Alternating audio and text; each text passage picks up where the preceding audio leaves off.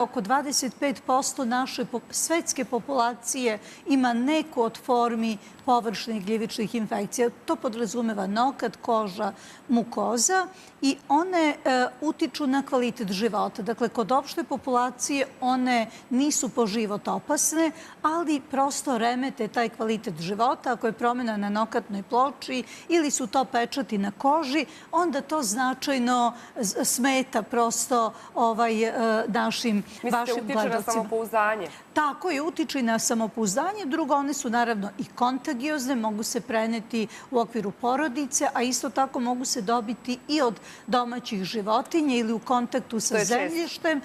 Tako je, tako da su sve to neke činjenice, a ono što je najvažnije u stvari da su one zapostavljene. Vi znate u svakodnevnom životu, vi nekoliko puta na televiziji čujete reč virus, reč bakterija, a gljive su nekako zapostavljene i to je u stvari dovelo do toga da one dugo traju, da se ne leče, da se čak na njih i ne posumnja. I naravno kako svako zlo ima svoje dobro, bar u mom slučaju, mi smo osmislili jedan inovativni projekat koji je Fond za nauku odabrao u konkurenciji od preko 1000 projekata i on je u toku.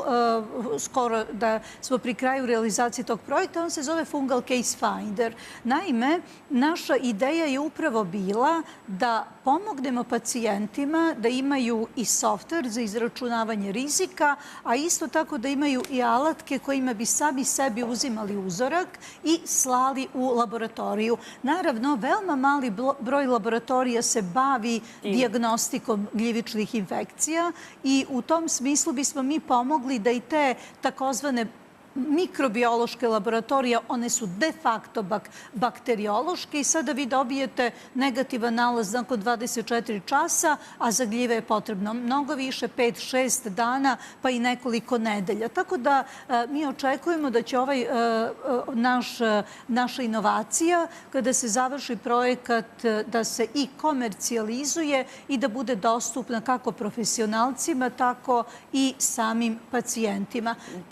Samo da kažem, trenutni naš tim čine stomatolozi koji se bave proteznim stomatitisom, ginekolozi koji se bave ne samo infekcijama kod žena, već upravo i kod trudnica, kako je kolega rekao, vulvovaginalna kandidijaza koja u 3. trimestru trudnoće itekako može da ugrozi i plod i bude uzročnik prevremenog porođaja, ali mi smo imali situaciju da je kod neonatusa izazivala sistemsku gljivičnu infekciju. To su one po život opasne, na svu sreću one su izuzetno retke i javljaju se samo kod pojedinih pacijenata.